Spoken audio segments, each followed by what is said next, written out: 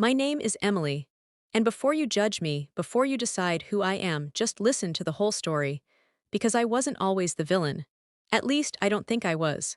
I was married to Daniel for 11 years. We had two kids, Ethan and Lily, a boy and a girl, 8 and 6 when everything fell apart. From the outside, we looked like one of those average American families, a small house in the suburbs, two cars in the driveway, one slightly rusted pickup that Daniel loved more than he admitted, and my modest SUV, a swing set in the backyard, toys scattered on the lawn, barbecue Sundays. Daniel wasn't rich. He worked construction. Long hours, early mornings, rough hands. He came home tired, dusty, sometimes barely speaking because he had no energy left, but he was steady. That's the word everyone used for him, steady. He paid the bills on time. He showed up to Ethan's baseball games. He braided Lily's hair badly but tried anyway. He never forgot birthdays. He never raised his voice at the kids. He wasn't flashy. He wasn't romantic in the movie sense. No surprise trips to Paris. No diamond bracelets just because. And somewhere along the way, steady started to feel boring. I hate admitting that. When the kids got older, I went back to work. A marketing firm downtown. I told myself I needed something for me, something beyond being mom. Beyond packing lunches and folding laundry and reminding Daniel to take out the trash. That's where I met Ryan.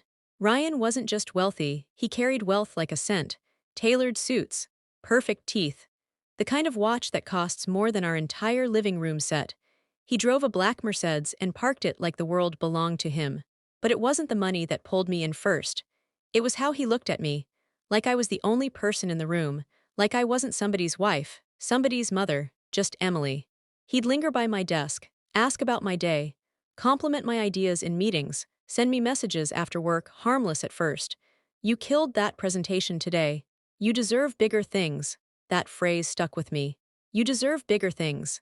At home, Daniel would be sitting on the couch, half asleep, boots still on, TV murmuring in the background. The kids arguing over a toy, dishes in the sink. And I would look at him and feel invisible. It wasn't fair. He never stopped loving me, he just loved me quietly, predictably. Ryan loved loudly. The first time we had coffee alone, I told myself it was networking. The second time, I told myself it was harmless. By the third time, I knew I was crossing a line and I didn't stop. He took me to places Daniel never could. Rooftop restaurants, weekend trips, hotels with marble bathrooms and city views that made me feel small and important at the same time. When Ryan touched my hand for the first time, I didn't pull away. I remember going home that night. Ethan was asleep on the couch. Lily had fallen asleep with her crayons still in her hands. Daniel had covered them both with blankets. He looked at me and smiled softly. "You're late, long day," and I lied. "Yeah, just work." The affair didn't explode into my life. It seeped in, slowly, quietly, like water through cracks in a wall. I started noticing only Daniel's flaws. The way he chewed too loud. The way he always chose the cheaper option. The way he never dressed up unless absolutely necessary. I started comparing. Ryan would send flowers to my office. Daniel would forget to text me back because he was on a job site. Ryan talked about investments, Europe, beach houses. Daniel talked about saving for the kids' college. And I convinced myself that wanting more didn't make me selfish. It made me brave. The night Daniel asked me the question, I knew it was coming. We were in the kitchen, kids already in bed, the air felt heavy. "Is there someone else?" he asked. No yelling, no anger, just tired eyes. I could have lied again, I almost did. But I didn't. Yes, the word dropped between us like a bomb. He closed his eyes for a second, just 1 second. When he opened them, something in him had shifted. "What does he have that I don't?" he asked quietly. I didn't answer right away. Because the truth sounded ugly. "More," I said finally. "He has more." Daniel let out a breath that almost sounded like a laugh, but there was no humor in it. "I gave you everything I had." "I know," I whispered. And that was the worst part. He didn't beg, he didn't scream, he didn't throw things, he just nodded slowly. "If you've already chosen," he said, "I won't make you stay." I packed a suitcase the next day. Ethan stood in the hallway trying to act brave. "Are you going on a trip?" he asked. "For a little while," I said. Lily wrapped her tiny arms around my legs. "Mommy, you'll come back tomorrow, right?" My throat burned. "Soon," I lied. Daniel didn't stop me when I walked out the door. He just held the kids behind him, one hand on each of their shoulders. That image stayed with me, but I still left. Ryan's penthouse apartment felt like stepping into another universe. Floor-to-ceiling windows, white leather furniture, a kitchen that looked untouched, like no real family had ever lived there. He kissed me like I had just won something. "You won't regret this," he said. For the first few months, I thought he was right. Trips to Miami, designer clothes, spa days, Instagram-worthy dinners. I posted pictures carefully, nothing too obvious but enough. Friends commented, "You look so happy. You're glowing." Maybe I was, or maybe I was high on the fantasy. I saw the kids every other weekend. Daniel never made it hard. He never spoke badly about me in front of them. At least, that's what I heard. Ethan grew quieter, more distant. Lily cried the first few times I dropped her back at the house. "Why can't you just stay?" she asked. I didn't have an answer that didn't make me sound selfish. Ryan didn't like when I talked about them too much. "You left that life for a reason," he'd say. "You deserve to move forward." Move forward. That phrase started sounding different over time. More like forget them. And slowly I started noticing things I had ignored before. Ryan liked control. He chose where we went, what I wore, who I talked to at events. If I disagreed, he'd smile but his eyes would harden. "Trust me," he'd say, "I know what's best." At first it felt safe. Later it felt small. The compliments became critiques. "Maybe skip dessert.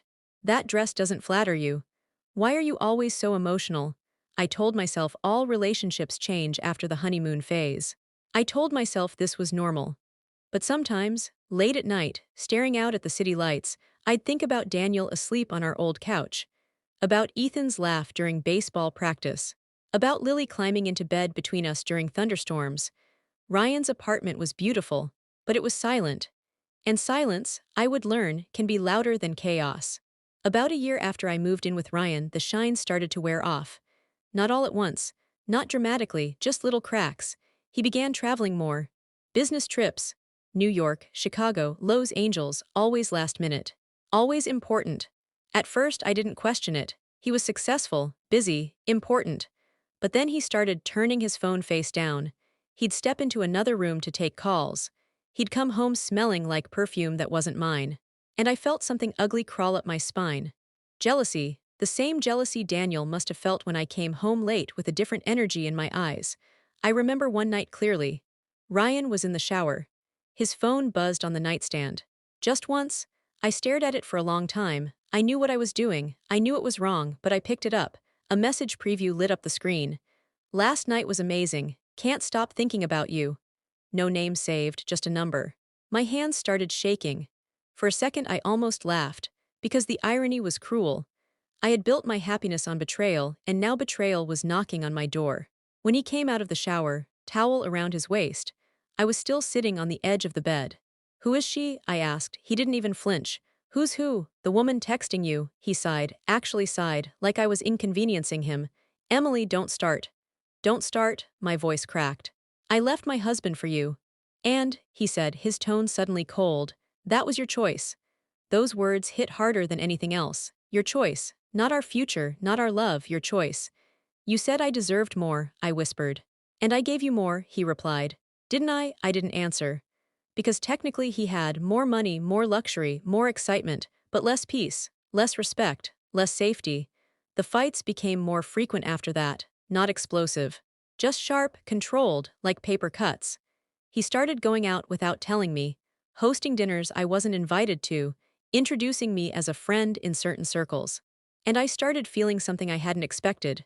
Replaceable. Meanwhile, Daniel's life kept moving. I saw it in small ways when I picked up the kids. The house looked different. Cleaner somehow, lived in. There were fresh flowers on the kitchen table once. I noticed them immediately. "Who bought those?" I asked Lily casually. "Dad," she said. "For someone." "For someone?" She nodded, smiling in that innocent way that children do when they don't realize they're breaking your heart. "Her name is Grace." Grace. The name stuck in my chest. Ethan was the one who finally said it straight. "Dad has a friend," he told me one afternoon while I was driving him back home. "She's nice." I forced a smile. "That's good. She helps Lily with her homework and she makes really good pancakes." I gripped the steering wheel tighter. "Oh," I said lightly, "that's great." But inside, something twisted. Daniel hadn't begged me to stay. He hadn't chased me. And now he was building something without me. One Sunday evening when I dropped the kids off, I saw her for the first time, Grace. She opened the door before Daniel even got there. She wasn't flashy. No designer heels, no heavy makeup, just jeans, a soft sweater, and warm eyes. She smiled at me politely. "Hi, you must be Emily." The way she said my name, calm, respectful, made me feel even smaller. Daniel appeared behind her carrying Lily's backpack. For a split second, our eyes met. There was no anger in his expression anymore, just distance. "Thanks for bringing them," he said. Grace placed a gentle hand on Lily's shoulder. "We're making pancakes for dinner," she said cheerfully. Pancakes, something so simple. And yet it felt like a symbol of everything I had walked away from. That night, back at Ryan's apartment, I stared at my reflection in the bathroom mirror. Perfect lighting, marble counters, expensive skincare products lined up neatly. And I looked tired. I started calling the kids more often, asking more questions, trying to stay involved. Ryan didn't like it. "You're obsessed with your old life," he snapped one evening. "They're my children." "They're his children too," he shot back. "And he seems to be handling it just fine." That was the first time I realized something horrifying. Ryan didn't just tolerate my kids, he resented them. He saw them as baggage from a chapter I was supposed to have closed. A few weeks later, everything shattered. Ryan told me he'd be out late for a client dinner. I don't know what pushed me that night, maybe instinct, maybe desperation. But I decided to go back to the apartment early. I even bought his favorite wine, cooked dinner. I thought maybe if I tried harder, if I reminded him why he chose me, things would go back to the way they were. I unlocked the door quietly. The lights were dim, and I heard laughter, soft, intimate, a woman's voice. I walked toward the bedroom slowly, like my body was moving without permission. The door was half open, and there he was, Ryan. In our bed with her. This time there was no message preview, no suspicion, just truth. He looked up and saw me. For a split second, surprise flashed across his face. Then it disappeared. "Emily," he said flatly. The woman grabbed the sheets, eyes wide. Younger than me. Prettier maybe, or maybe just newer. I didn't scream. Didn't cry. I just stood there, feeling the weight of every choice I had made crash down on me. "You said I was different," I whispered. He gave a small shrug. "You were past tense."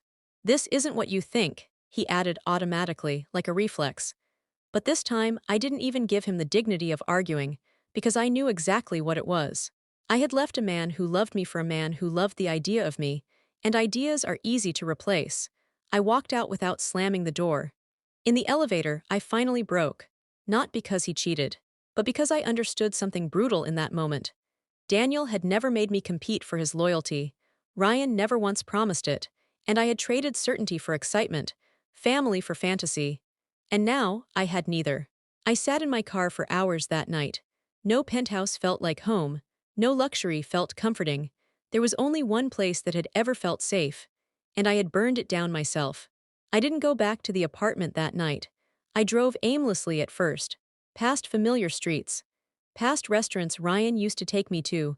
Past the version of myself who thought she had upgraded her life. Around midnight, I found myself parked outside my old house. Daniel's house. The porch light was on. The same warm yellow glow it had always had. Through the living room window, I could see the TV flickering. For a second I almost walked to the door. But what was I going to say? I was wrong. I ruined everything. Take me back. Instead, I drove to a cheap motel and cried until morning. The next day, Ryan sent one text. "We need to talk." I stared at it for a long time, then I typed back, "No, we don't." I went to the apartment while he was at work, packed my clothes, left the key on the kitchen counter. No note. There was nothing left to say. For the first time in 2 years, I had nowhere to go. I rented a small studio on the edge of town, nothing like the penthouse. Thin walls, old carpet. A tiny kitchen where you could touch both counters at once. It was humbling. I started working more hours. I stopped posting on social media. I stopped pretending. And every day I thought about Daniel, about Ethan, about Lily, about what I had thrown away. 2 weeks later, I gathered the courage to knock on Daniel's door. My heart was pounding so hard I thought I might pass out. Grace opened the door again. She looked surprised but not hostile. "Hi," she said gently. "Is Daniel home?" My voice felt small. She nodded and stepped aside. Daniel came into the hallway, wiping his hands on a dish towel. For a second we just stood there. "I messed up," I said before I could lose my nerve. He didn't interrupt. I thought I wanted something bigger, something better, and I destroyed our family for it. Silence filled the space between us. I was wrong, I whispered. About everything. Grace quietly moved toward the kitchen, giving us space. I miss the kids, I continued. I miss us. I know I don't deserve another chance, but I had to ask. Daniel looked older than I remembered. Not in a bad way, just stronger, more settled. Emily, he said slowly, when you left, I thought my world ended. My chest tightened, but it didn't. He wasn't cruel when he said it, just honest. I spent months asking myself what I did wrong, he continued, wondering why I wasn't enough. Tears blurred my vision. You were enough, I said quickly. I just couldn't see it. He nodded slightly. Grace didn't try to replace you, he said. She just showed up for the kids, for me. Every day, from the kitchen, I could hear Lily laughing at something, a sound that used to belong to me. I love you, I said desperately. I never stopped loving you. Daniel's eyes softened, but not the way I hoped. I'll always care about you, he replied. You're the mother of my children. The word mother felt both beautiful and devastating. But I'm not in love with you anymore. There it was. Not anger, not revenge, just truth. I can't build something new with someone who left when things weren't exciting enough, he said quietly. I need someone who stays. And Grace had stayed. I nodded slowly, because arguing would only make me smaller. Can I at least try to be better for the kids? I asked. Of course, he said immediately. You're their mom, that hasn't changed. Lily came running into the hallway then. Mom. She hugged me tight. Ethan followed, more reserved but still there. And in that moment, I understood something painfully clear. I hadn't just lost a husband. I had lost the place where I was chosen every day without conditions. Over the next months, I worked on rebuilding my relationship with the kids. I showed up to school events, soccer games, parent meetings, even when it was awkward. Grace never tried to push me out. She encouraged the kids to call me, to spend time with me, and that hurt in a different way because she was kind. Kinder than I had been. One evening, months later, I picked the kids up for dinner. As they got into my car, Ethan hesitated. Mom, he said.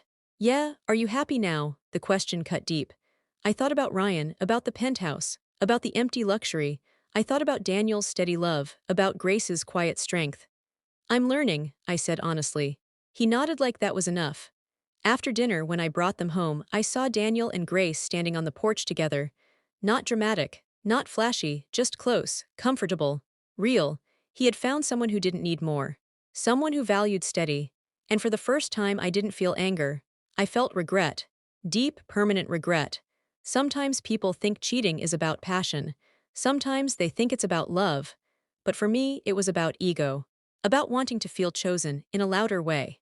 And I didn't realize that the quiet kind of love, the kind Daniel gave me, is the rarest kind. I thought I was trading up. Instead, I traded loyalty for illusion. Now I live in my small apartment. I work. I co-parent. I show up. Daniel and Grace are getting married next spring. The kids are excited. I was invited. And I'll go, not because it doesn't hurt, but because this is the consequence of my choices. If you're listening to this and you're bored in your marriage, if you're tempted by someone who makes you feel seen in a new way, ask yourself something first. Are you unseen? Or are you just used to being loved quietly? Because once you walk away from steady, from loyal, from safe, you might never get it back. And sometimes, by the time you realize what you lost, someone else is already holding it.